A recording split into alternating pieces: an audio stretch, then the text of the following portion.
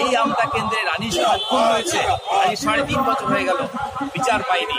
তামান্না খুন হয়েছে, আইনের ছাত্রী ধর্ষিত হচ্ছে, সাধারণ মানুষকে আতঙ্ক তৈরি করছে, হয়রানি করছে এসআইআর এর নামে। তৃণমূল বাড়ির মেয়েও কলেজে গিয়ে ধর্ষিত হচ্ছে। ইন্ডিয়ান সেকুলার ফ্রন্টের আজকের এই 9 আগস্ট থেকে 2 আগস্ট পর্যন্ত আমরা অধিকার যাত্রা করছি। আপনারা দেখতে পাচ্ছেন আমাদের ব্যানারে রয়েছে যে আজকে তিলোত্তমা বিচার পায়নি। এই আমতা কেন্দ্রে রানীর খুন হয়েছে, আজ 3.5 বছর হয়ে গেল, বিচার পায়নি।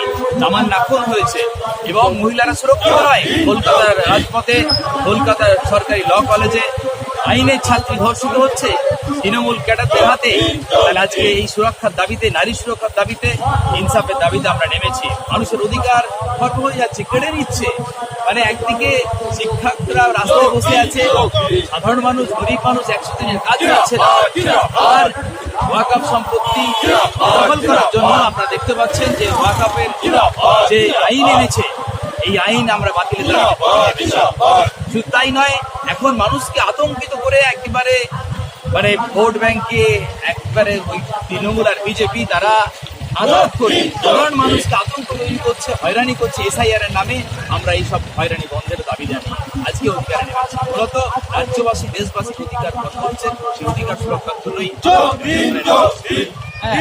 মানে এটা কোনো বিচ্ছিন্ন ঘটনা নয়, এটাতে এরকম ঘটনা এরা অনেক ঘটে থাকে, একটা দুটো প্রচারে আসে। আনিস খান আমার ভাই, আমাদের ভাই, আমাদের নজওয়ান একটা কর্মী ছিল, তাকে মানে প্রমাণ হয়েছে, এখন বিচার হয়নি, তাকে প্রশাসনকে ফোন করানো হয়েছে।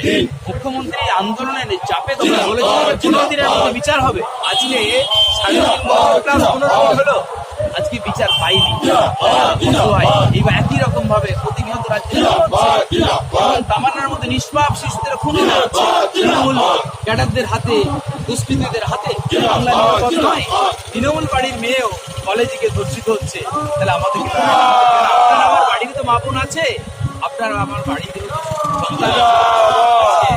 আমাদেরকে পথে নামতে হয়েছে, না হলে কিন্তু এরা আরো বেশি যেটুকু অধিকার আছে সেটাও কেড়ে নেবে। তো আশা করি সারা রাজ্য জুড়ে আপনারা দেখছেন মানুষ পথে নেমেছে, যে তার অধিকার সংবিধানের অধিকার, এ কথা সহজে কেড়ে নিতে দেবে না। আইএসএফ এর চেয়ারম্যান লড়ছে, নওশাদ সিদ্দিকী ভাইজান লড়ছে, কর্মীরা পথে নেমেছে, আমরা এই রাস্তায় আছি। যতদিন না আমাদের অধিকার সুরক্ষা হচ্ছে ততদিন আমাদের লড়াই চলবে। দেখুন রাজ্যে গণতন্ত্র থাকলে এইসব ঘটতো না। এই রাজ্যে মানে জোর করে বলে যে গর্বিত বাংলা, গর্বের বাংলা, এগিয়ে বাংলা,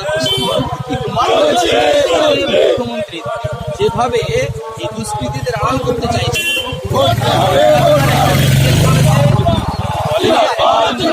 মহিলা ডাক্তার তাকে খুন করলো, তার দোষীরা প্রমাণ হলো যে প্রভাবশালী তৃণমূলের সব নেতা, তাদের প্রভাবশালী ব্যক্তিত্ব তারা কি করলো, এইগুলো সব আজকে তারা পথে নামছে। 1 বছর হয়ে গেল, আনিস খানের 3.5 বছর হলো, আজকে তিলোত্তমার বিচার পায়নি, 1 বছর হয়ে গেল। আজকে পথে নেমে মুখ বন্ধ করছে, তারা পুরোপুরি চাইছে যে কেউ প্রতিবাদ না করুক। আসলে আমরা দেখেছি যে সব সংস্থা, পিতা মাতা তারা এবং সাধারণ মানুষ তারা পথে নেমেছে। আমরা এটা রাজনীতি চাইনি, কিন্তু নিরাপত্তা চাই, দোষীদের শাস্তি চাই, খুনিদের চরম শাস্তি চাই, এই দাবি নিয়ে আমরা অবশ্যই ধিক্কার জানাই পুলিশের এই অপকর্ম। পুলিশ তার মানে ব্যর্থতা, তাদের কাজ ছিল দুষ্কৃতীদের ধরে জেলে করে বিচারের আওতায় এনে ফাঁসি দেওয়া বা শাস্তি দেওয়া, সেইটা না করে যারা প্রতিবাদ করছে তারা মানে ভুক্তভোগী, এটাই বাংলার এখন রীতি হয়ে গেছে, মানে শেষ পর্যায়ে পৌঁছে গেছে। মানে পুলিশ প্রশাসনদের পারেনি, তারা ভয় দেখিয়ে পারেনি। এবার সামাজিকভাবে বয়কট, এবার তিলোত্তমার বাবা নয়, আনিস খানের পরিবার নয়, তামান্নার পরিবার নয়, এবার সামাজিকভাবে বয়কট করবে তৃণমূল নেতাদের, মমতাকে বয়কট করবে, অভিষেককে বয়কট করবে। আপনি সেদিন দেখতে পাবেন, কারণ এইভাবে মানুষ একদিন রুখে দাঁড়াবেই, এইভাবে সামাজিক বয়কট আর ভয় দেখিয়ে। কারণ সেও জানে তিলোত্তমার মতো আরো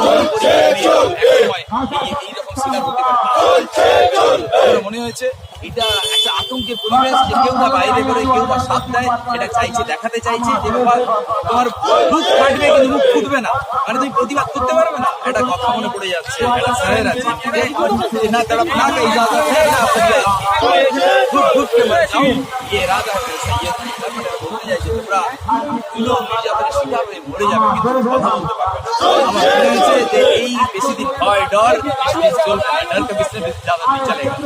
এটা খুব অচিরেই দেখবে মানুষ ওদেরকে তাড়া করবে। ওই দুষ্কৃতী বাহিনী, গুন্ডা বাহিনী কয়েকদিন জেলে আছে, জেলে থাকার কথা সবার যায় না, এখানে বিজেপি মদত করছে।